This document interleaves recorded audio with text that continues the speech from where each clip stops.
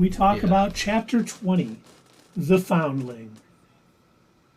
Of what? Chapter 20 of what?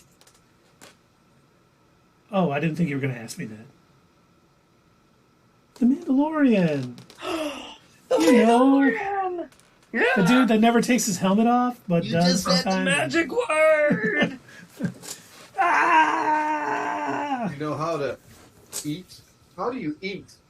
I love that. You don't. It's like... How do you remove your foot to eat? You don't. I specifically remember him in that Village episode where, they were doing the whole, what was that movie? The Last Samurai or whatever movie that whole episode was based on, where they're setting up, like, teaching the villagers how to fight.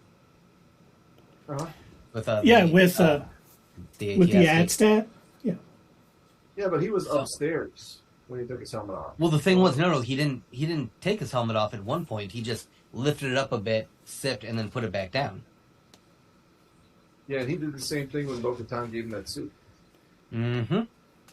So that's what I don't get about that. Like, so you could technically. So I think what this was, and I hate the fact that we're jumping in the middle of the episode, but this is what we do best. But I think the reason why they did that, and the reason why they made this whole rule, well, you lead the hunting party, therefore you get to stay by the fire. She's a big actress, of course they're going to let her take her helmet off. Come on. Yeah, everyone's got to see. Yep, everybody's got to see. Sorry, there's some commotion in the next room. I know what's going on. But yeah, I think the Foundling was referring to, obviously, Grogu, in my opinion. Yeah. Not the other one who got... No, he wouldn't be a Foundling, would He's he? still a he's Foundling. I don't think so. I'm pretty sure. I'm convinced anyway. Son. Yeah, I'm convinced that that's Paz Vizsla son. Like That's It what is. he said. He said that when they were going to rescue him. He said, "That's my son." Yeah. So he wasn't the Foundling yet, but there were those bird creatures that they brought back. You think they're going to eat them, or you think they're going to train them? Train them. I think they're going to train them to ride them. I will tell you what I think, because we saw once again at the beginning of the episode, Grogu was playing with the crabs. So he has the same sort of power with animals that Ezra had. He is going to be the one that tames those birds. They're not going to be for food. We are going to see Mandalorians riding those raptors around the island. Guaranteed, yeah, totally. Give them the power of the skies. My only question was, how did they get those birds in Bo-Katan's ship? You know, And Keith. I bet they made an awful mess in there. I want to see the entire next episode, 45 minutes to an hour, of them cleaning Bo's ship. Giant space bird shit. Bird poop, just getting it out everywhere. They're just like, how is there this much? What are they eating? Luckily, they didn't have to go that far. And I was laughing too, because at the beginning of the episode, when the Foundling got taken, they're like, oh, every time we chase it, our backpack, our jetpacks run out of fuel. How many times has Foundlings been taken by this bird, and you don't have better security around your perimeter? There was a couple of helmets in its nest. Yeah, It's clearly and I'm been like, happening a lot. no wonder the Empire kicked their butt and turned Mandalore to glass. They're like, Empire's not going to attack. We just turn off the early warning of ships coming into the sector. Boom, boom. And they go after him, and they're like, all right, if you're still alive, what takes you so long? What takes you 2 days? I would think that creature would have eaten him right away. If they didn't get on it right away, that he was a goner. But they took like 2 days to get up there. Yeah. That was a little confusing. Why hadn't he been already eaten or whatever? Yeah, how did... I assume... What, was he, like, inside the mouth of that mom bird the entire time? Well, you know how birds eat and then they regurgitate food? That's what I took it as. All right, well... How did he live? Yeah, I feel like he should have at least been chewed up then. Because of his armor. His armor saved him. Okay, yeah, maybe. Lucky. But, Yeah, that was wow, lucky. that was pretty crazy. Now, as far as the title goes, Dave, I think it wasn't just talking about Grogu being a Foundling. I feel like it was also talking about Bo-Katan. Okay. Proceed. See, when she was asking questions about the like, oh, how do you guys eat, it's like she did seem genuinely interested in trying to integrate herself into this tribe. So I will say this now, all right, I fully withdraw my original statement about Bo-Katan being up to something. I don't think that's the case anymore. I legit thought that she was plotting something from the beginning. I stated it in the episode that Dave and I reviewed, the first episode together. I thought for sure that was happening when she went to go rescue him. I thought for sure, yeah, she'll rescue him, but she's just plotting to take away that Darksaber. I don't think that anymore. I think she legitimately feels like they have welcomed her, and this has probably been a long time that she isn't specifically being looked at to solve a problem or to lead the Mandalorians. Instead, she's just being welcomed. When was the last time she has been a part of a tribe and they have pat her on the shoulders and said, hey, yes, you're one of us. This is the way. This is the way. And it's probably good to her because she's not the queen, the princess. She's not expected to rule. She might feel like a little pressure is off her, like, okay, this is pretty good. And Foundling Fandom wants to know if he's the biological dad, who's the mom? I don't know. The armor. But I know that is the rumor going around that it might be the armor. I don't know. I don't know about that. I feel like she's more of like the religious leader of their sect, and I feel like she's more of like either older in the sense where she's like more of a motherly figure to them, or she's like a nun or something. That's just the feeling that I get from her. I could be way off base, but I don't know. I don't think she's what is it, Ragnar? I don't think she's Ragnar's mom. Well, I mean, who else do you got? I mean, you got... There's other female Mandalorians. But not in the show. Sabine and that... Yeah, there are. There's some in that group, I think. They probably are. We haven't seen them all with their helmets off, obviously, so who knows? And we never will. Yeah, exactly, you're right. This is the way. This is the way.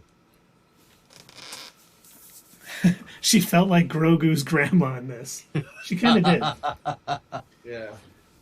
But and we did. Can we talk about that opening scene? That was great.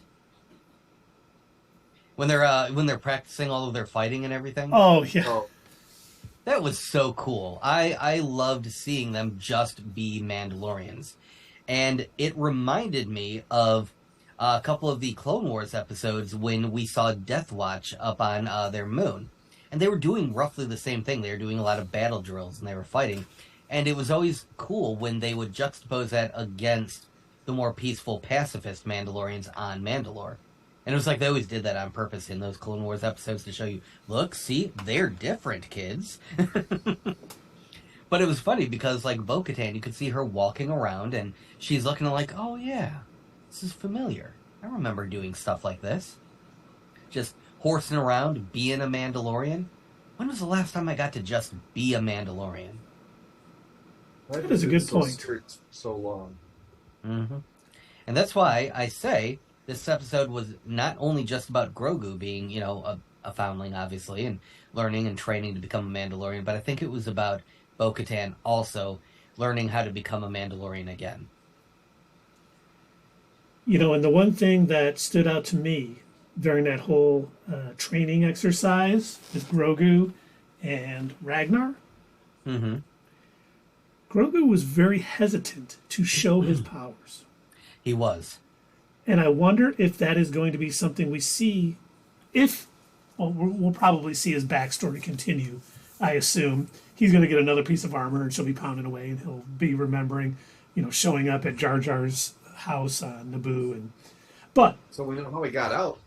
I think we're going to see why he's sort of hesitant to show that he has these powers.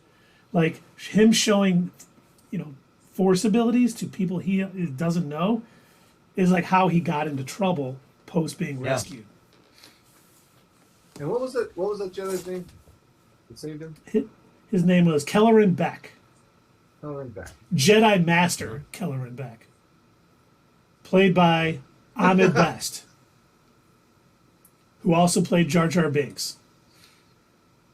Oh, yeah, he's definitely had the eyes for it. I knew I recognized him. Didn't he have just like white eyes? Kind of. His eyes are like a different colored thing, yeah. And we found out that he played another character in Attack of the Clones who was the brother to Jedi Master Kelleran Beck, who, Doug, would you like to tell us, because I did not know this, where his first appearance was? His first appearance was in that nightclub where Obi-Wan is going to Obi-Wan and Anakin. They're going to look for that with that whole convoluted story with Jango Fett hiring the assassin who hired the worms, or who hired the droid who hired the worms to kill. Yeah, they're going in looking for that assassin into that nightclub, that shapeshifter, and he was there as like a little background character. So as they're walking past and getting ready to approach Death Stick guy, he's like there in the back. Is it obvious I was talking about Jedi Master Kelleran Beck's first appearance. Oh, Jedi Master. Okay, yes, this is also very weird. So his first, and I guess most well-known appearance, if you can call it that, is in a made-for-kids TV game show that is obviously set in the Star Wars universe, where he is the dean of the Padawan Academy. And, Dave, do you want to guess where you could watch this game show? In the Star Wars universe? Oh, well, no, I'm talking about what channel? TV. Yeah. Oh, Disney. Yeah, you'd think that, wouldn't you? I would think that. No, you would be wrong. Okay. You're probably thinking, oh, well, maybe I can stream it. You know what? Star Wars, it's probably on Disney Plus. Yeah. You would also be wrong. It is on, and only on, StarWarsKids.com, save for a single episode that got uploaded to YouTube. Well, you have to really look for that. You really have to look for it. So I was talking about this with Keith. I'm like, how would anyone have even known this existed unless you were, like, very specifically going to StarWarsKids.com, which up until yesterday, I did not know was a website. Or your kids were on that show. Yes. So we were watching a clip of it yesterday on Foundling Fandom's stream. And I watched a little bit of the episode that had been uploaded to YouTube, and from what I can tell, it's sort of like, you guys actually might not know about this. So I grew up in the 90s mostly as a kid, and I watched a lot of Nickelodeon, okay? And one of the game shows that they had on there was called Legends of the Hidden Temple. Have you ever heard of that? Nope. No. Didn't think so. So it was basically the same idea as what this game show was, where they had a bunch of kids and they were like on different colored teams, and they said, all right, so here's the story of the day. You've got to go through this obstacle course and you've got to make it over, and then the team that gets the most points at the end from winning these challenges gets to go into the temple, and then they get to find whatever the artifact is from the story that we told you. And then, they're going through this temple, and again, they have to make it through, find the thing, and then get out. And so it's kind of a similar idea, I think, with this, is they have to go through all these Padawan training obstacle course things, and then, the one team or the kid that wins in the end ends up going away with the prize. Interesting. Yeah. Yeah, I mean, I'm going to be honest, I feel like that is something they should put either on the Disney Channel or on Disney Plus or something like that, because I can think of a lot of kids that would probably be into that and would watch that. The fact that you have to go to a website to watch that, like, I don't know, I guess, what is that, for kids that are holding tablets, maybe? Yeah, maybe. But my kids, when they're watching stuff on their tablets, it's YouTube, or it's Disney Plus, or it's Netflix, or something like that. So hopefully this spurs them to put it out on something that... Yeah, I hope it does, because... Keith, how often would you say Sully visits StarWarsKids.com? Hold on, let me check his history. 0 times. Oh, 0 times. Okay. But, and it was, I think one of the things about this too, and as much as I did not like the character of Jar Jar Binks, the abuse that Ahmed Best took after being that role, because once again, I don't blame him. He was playing a role. It was the writer, it was the director, 100%. So it's great to see him back, and he almost has, complete fan support, seeing him back, playing this role, and that was really nice to see. That was probably the best part of this episode, because the whole, Grogu with his Foundling fight and showing his powers off. That was okay. Them rescuing the kid from the bird. Now, after Paz Vizsla sort of messed it all up, jumping in there, the scene that happened after that was pretty cool with them flying around and fighting the bird and strapping. That was really cool. I thought that was really well done. But overall, this episode was kind of average, a little above average. Wasn't overly great, wasn't bad. And then, we got that flashback, which, I think the best part about it was that it was Ahmed Best playing this role. It was great, even though we all know that it's supposed to be Anakin Skywalker who rescues him.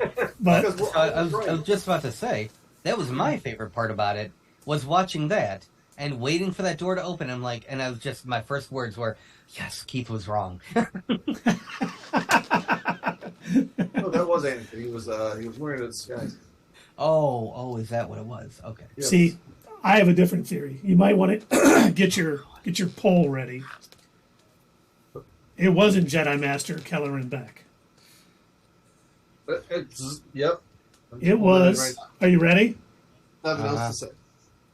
The 14th Dark Lord of the Sith, Dark Jar Jar.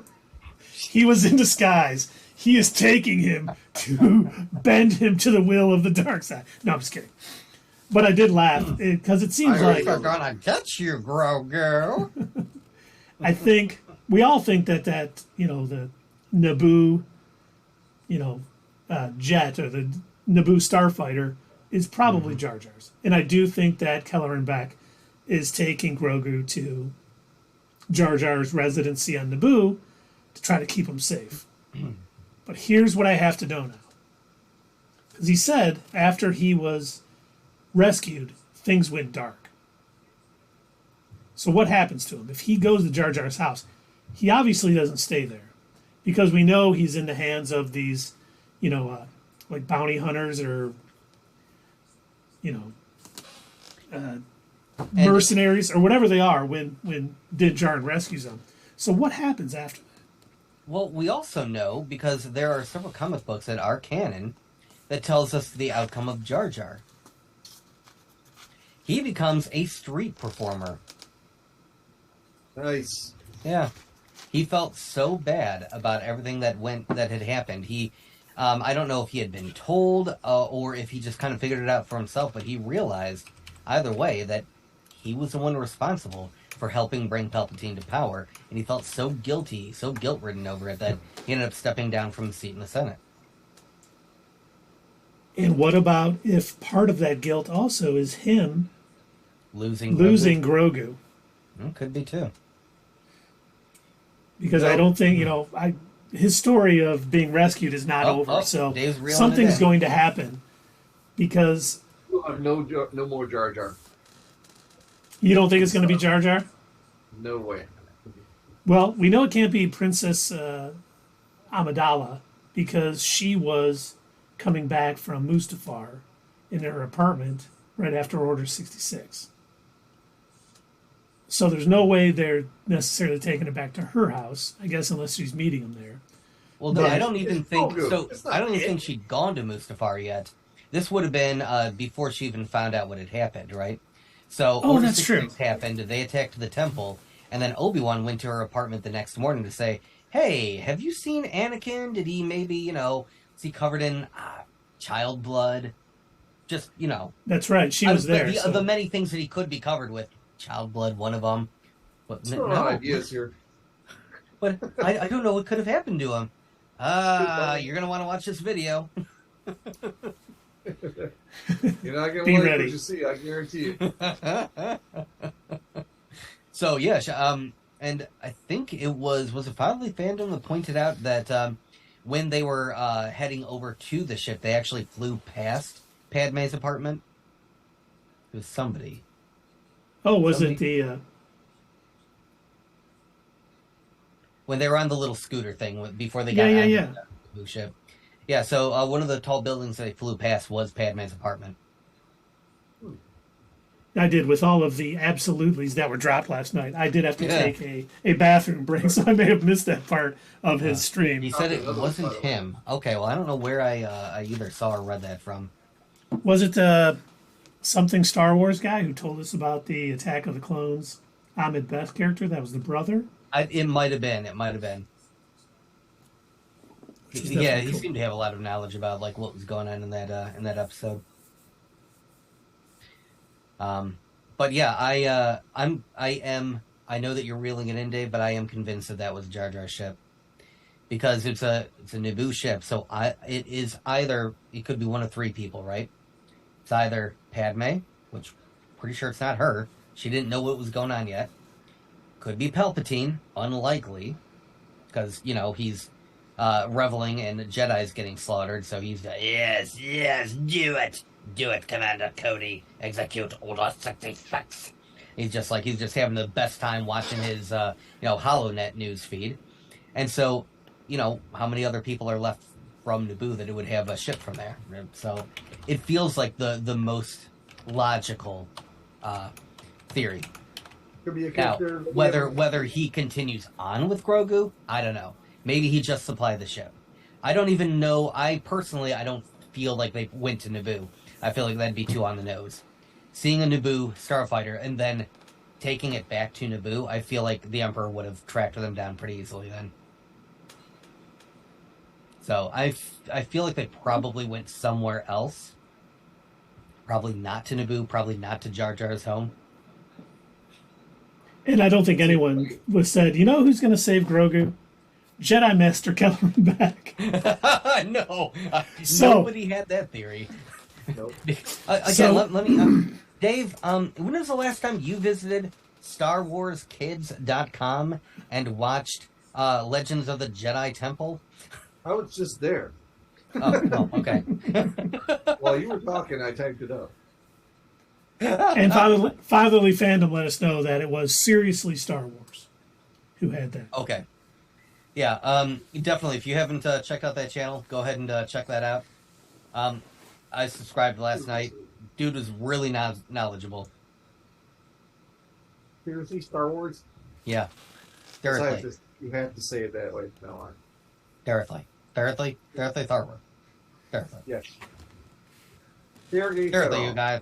Directly. Seriously? He's just waiting for a moment to talk. Go ahead. No, they're going to grow bored of this soon, hopefully. Well, Dave and I are having fun. Yeah, we're having fun. You go ahead and relax. Relax. Meditate. I need more blue milk. Now, you say there's Baileys in there? Bailey's? No. Rum chata. And Bailey's Irish Spring? No. Would that be too much? Would that be overkill? That'd probably be overkill. I gotta work tomorrow, man. Well, I'm sure it would taste delicious. It probably would. Delicious flavor. But yeah, no, I use almond milk, a little bit of heavy cream, and some rum chata. Nice. And the blue spirulina for the color. And the cool thing about the blue spirulina is it is good for your heart and cholesterol. I need to get me some. Yeah, it's good stuff. Well, Keith, isn't there something else you thought we could dive into if we ran short? We do have something else, but we still have more to talk about the Mandalorian. Oh, do we? Of course we do, because post saving the kid, Bo-Katan had lost some armor, and the armor was replacing her armor. Yes. And that's when she finally confided in somebody that she saw the mythosaur. And the armor's response was not what I thought it was going to be. Yeah, maybe you're hallucinating. I want to hear how you took it, because I could be wrong. I interpreted different from how I think other people have been. I took it that she didn't believe her. She thought she Okay, then you're sort the same of as me. it was a vision. It was something. She does not believe she saw a real mythosaur. And that's why she almost seemed indifferent, like, oh yeah, it's a great honor to have that vision. She's like, Yeah. no, I seriously saw it. Yeah, And yeah, I wonder you if, saw it in your mind. and I wonder if Bo-Katan knew that's the response she might get, and maybe that's why she was sort of hesitant to share it with people. Holy fandom. Okay, dearie, sure you did. Yeah, that's exactly. Pat. Okay, here's some armor. Well, I mean, Hold on. We got the new leader of Mandalore over here. She saw a mythosaur. Hey, bring it on in, everybody. go in.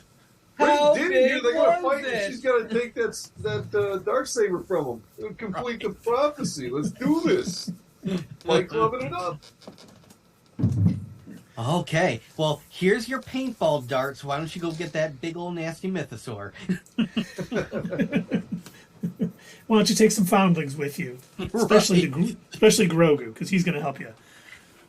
But I do think, once again, I do think what's coming up next for this. I do think Bo-Katan, maybe with the help of Grogu, will tame this mythosaur, and it is going to cause a fraction within the Mandalorians of who is the true leader. We have Bo with the mythosaur, and we have Din Djarin with the Darksaber. And I think they're going to have people rallying behind them, and at some point, they are going to do battle and I believe Din will win, and he will keep the Darksaber and be the, leader of. Again, because he doesn't want to be. Yes. I have a slightly different theory. Well, let's hear it. Just based on how Din Djarin has been kind of just sort of accidenting his way through the universe, just like, bopping around, happening to find one of the most powerful Jedi around, running into Luke Skywalker of all people, and Ahsoka Tano of all people, dealing with like all of this stuff going on, and the fact that he got challenged to a duel and won one of the most powerful relics in Mandalorian history, and was just over here like Jon Snow, like, I don't want it. Here, you have it. And it's like, I guarantee he is somehow going to accidentally fall on top of the mythosaur. It's going to rise out of the water. He'll be hanging onto it. His armor will be latched onto it, and he won't be able to get free. All the other Mandalorians are going to see it and be like, hail, the new Mandalorian. He'll be like, no, this was not on purpose. I was getting it for Bo-Katan. So what you're telling me is he's going to pull a Jar Jar from the end. Oh my God. If that happens, I'm done watching. That is my theory. He's going to somehow just stepped in Pedro. And he's going to somehow fall on top of the mythosaur, probably trying to wrestle it loose so that Bo-Katan can tame it. She'll be like, by Creed, you have to go with me back to Mandalore. We're going to get that mythosaur to prove to everybody that it's real. He's going to be like, yeah, sure, I'll help you out. And she's going to be like, all right. But it's for me. I'm going to get it. You don't pull this crap like with the Darksaber. I was supposed to challenge Moff Gideon, and you ended up... This is mine. Okay, yeah. All right, I'm just going to go wrestle him loose. You did it twice, you son of a bitch!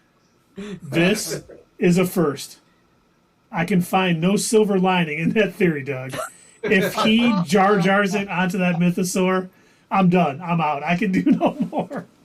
I don't think you would be out. I wouldn't. It's gonna happen. I don't think so. I just, she's gonna be so mad. Yeah. You know what? I just want to mention a side note. I guess a little tangent. Sierra kept telling me to watch Willow. I watched Willow. I didn't make it through the first episode. I fell asleep. So, I know you guys liked it too. I liked it. I thought it was good. Yeah, it's pretty good. I liked it. It wasn't like the greatest thing ever for me. Some of the episodes were better than others. There was a really hilarious one. Andy Samberg plays one of the characters one of the it used to be bad characters, and now kind of good, I guess. Yeah, it's really it's a weird show. It's definitely a little different. Oh, just so you know, before you say was, It was canceled. a spokesman from, well, according to some trades, but according to Lucasfilm, it has not been canceled.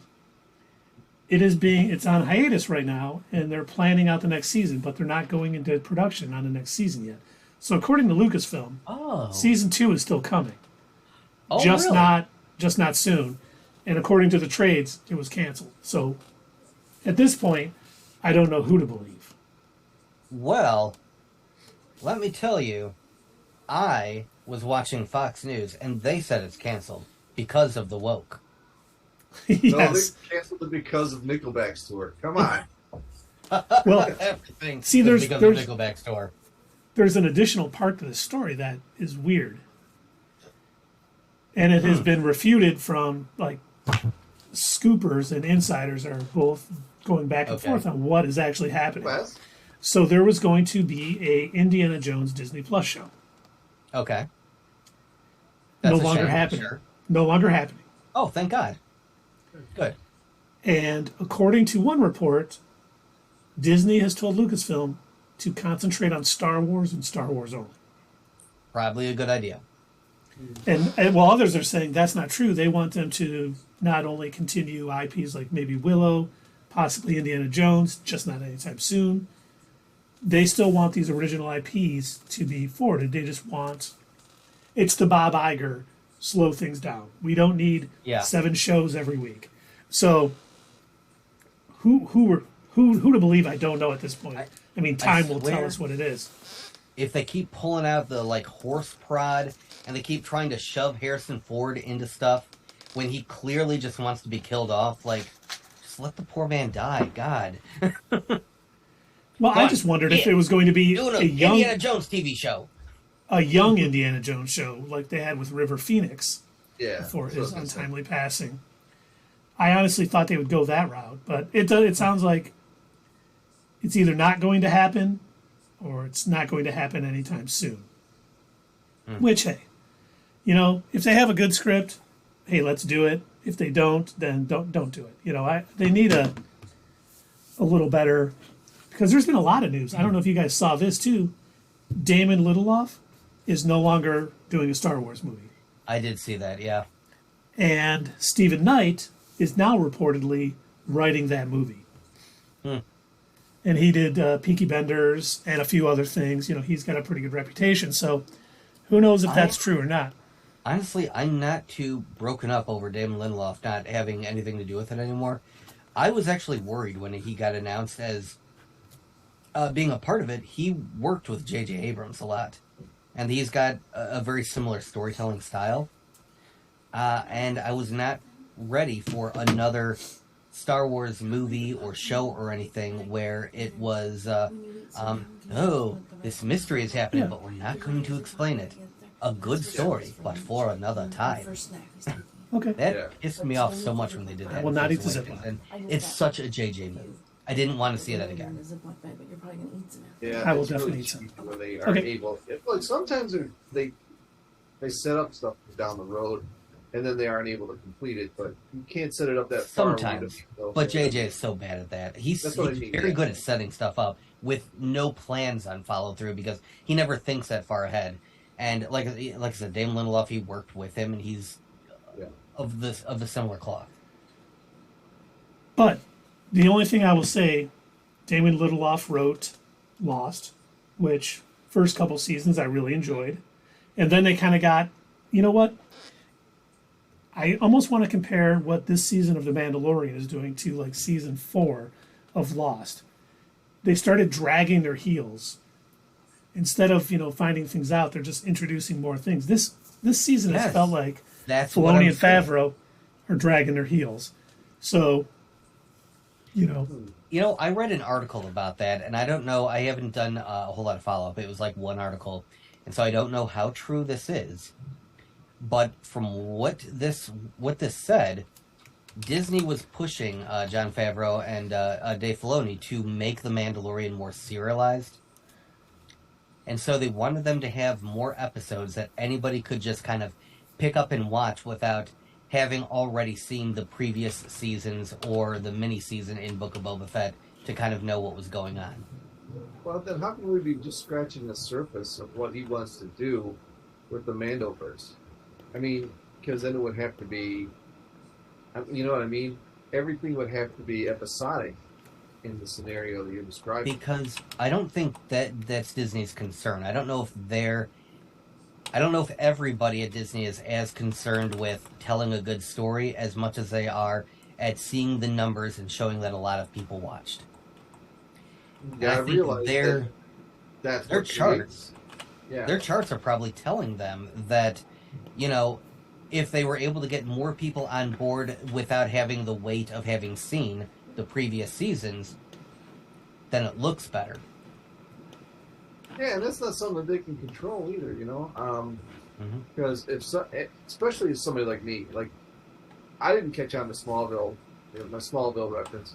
I didn't catch on to Smallville until season 6, and then when I did, I just went back and watched everything. I bought all the DVDs, you know, and I got really into it. That can happen to people, you know. People who aren't there, you know. Somebody save me. You know, it's that. I think that happens with most people. Like, all right, this is a legit show. It's been on for 3 years. I think I'm going to binge the whole thing. They're going to get people like that. If they don't want them to be able to, you know, have to look back, then they probably won't look back. You know what I mean? I totally agree. And see the previous episodes. Yeah, I'm pretty similar, Dave. If I honestly, a good, compelling story is going to pull me more into wanting to watch a show than some kind of run-of-the-mill whatever that I just kind of turn on because it's background noise. But if I see something and there's like clearly some deeper story going on, and I'm like, oh man, I don't know what the heck's going on. I've got to go back and watch the rest to figure out what led to this happening. Yes. You damn well better believe I'm going to. I'm going to try and either get the DVDs or I'm going to try and find it online or whatever I have to do. And that's going to get me more invested in the show than just a serialized episode that could pop up at any time. Right. And wouldn't matter. But if that's what they're doing, they're really doing themselves a disservice. I agree. I hope it's not true, because that would make me lose interest in the show. Because it does feel like they're hopefully getting towards something, a bigger story. Of course, it's very slow moving. Once again, dragging their heels type thing. But I do think overall they're going to tie this into things that are happening in Ahsoka, the Book of Boba Fett. We're going to get that, you know, I don't want to use the term Avengers film, but we're going to get like a team up with all of these different, you know, characters that are running around during, you know, the Mando, during 5 years after Jedi. And it's all going to work into something. And if Disney thinks they would be better off with one-off episodes every week, I mean, I think they're going to lose a lot of fans.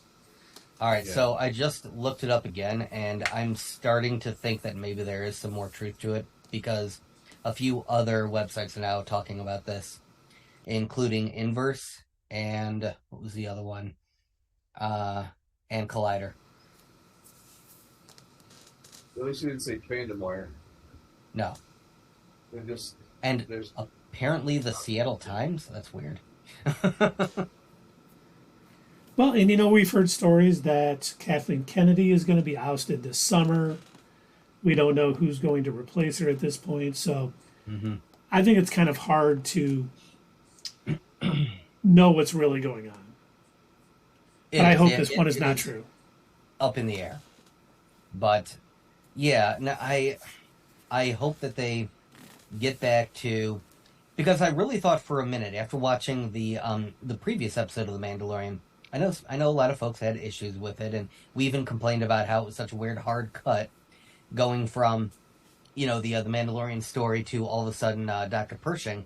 But I really thought that they were going to try to sort of pair up what was going on in the Bad Batch with the Mandalorian.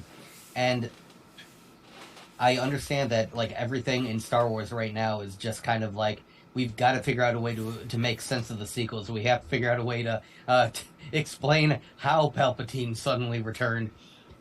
But you know what? That's actually kind of the fun part about what the series are doing now, like this whole mystery with the cloning and figuring out what was going on.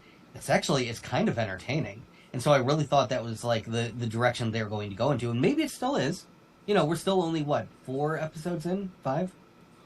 4. So, yeah, so it still has, more story to tell. So hopefully that's the direction that it does get back into. But yeah, this one it was weird. It was different to me because it was one of the first times where I thought to myself, this feels like a filler episode. Like even a couple of them in season 1 where somebody might have said, oh, the prison escape one, that was definitely a filler episode. I can go back and watch those and be like, I don't know, man, they were kind of fun and they still set up other shit. Like they had a purpose. Yeah, especially. And we got the Jawas episode. I thought that was cool.